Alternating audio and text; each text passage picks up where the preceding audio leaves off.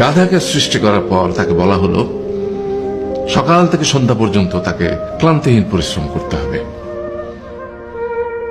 সারা জীবন তাকে পিঠে ভারী বোঝা বইতে হবে, খেতে পাবে শুধু ঘাস, আর তার মাথায় কোনো বুদ্ধি থাকবে না। তার আয়ু হবে 50 বছর। গাধা করজোড়ে সৃষ্টিকর্তাকে বলল, আমি এত বছর বাঁচতে চাই না, আমাকে 20 বছর আয়ু দেওয়া হোক। সৃষ্টিকর্তা সেটাই মঞ্জুর করলেন।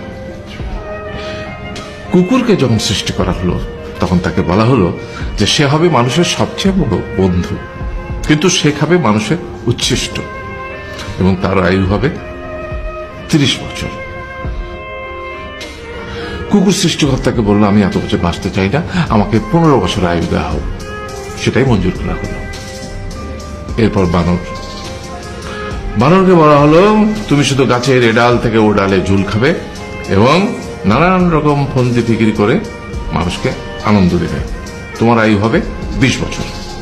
বানর বলল, আমি 20 বছর বাঁচতে চাই না, আমাকে 10 বছর দেওয়া হোক। সেটাই মঞ্জুর করা হলো। এবার এলো পুরুষ মানুষের পালা। তাকে বলা হলো যে তুমি হলে প্রাণীগুলোর মধ্যে সবচেয়ে বিচক্ষণ এবং বুদ্ধিমান, সেই জন্য তোমাকে প্রাণীদের শিরোমণি করা হলো এবং তোমার আয়ু হবে 20 বছর। তখন পুরুষ মানুষ বলল, করজোড়ে বলল সৃষ্টিকর্তাকে যে 20 বছর আয়ু অত্যন্ত কম, হে প্রভু, আমাকে ওই গাধার সে যে 30 বছর আয়ু চায়নি সেটা আমাকে দেয়া হোক, ওই যে কুকুর 15 বছর ফিরিয়ে দিয়েছিল সেটাও আমাকে দেয়া হোক, আর যে বানর 10 বছর নেয়নি সেটাও আমাকে দেয়া হোক। 20 বছর অত্যন্ত কম, আমি দীর্ঘদিন বাঁচতে চাই।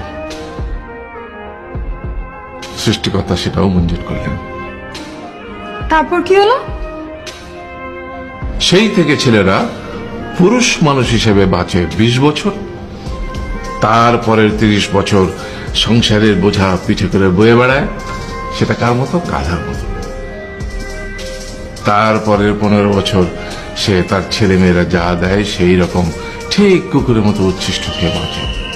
আর তারপরে বৃদ্ধ বয়সে ঠিক বানরের মতো, যেমন গাছের এ ডাল থেকে ও ডাল ঝুল খায় বানর, তেমনি এই ছেলের বাড়ি থেকে ওই ছেলের বাড়ি, আর নানান রকম ফন্দি ফিকির করে তার নাতি নাতনিদের আনন্দ দেওয়ার চেষ্টা করে।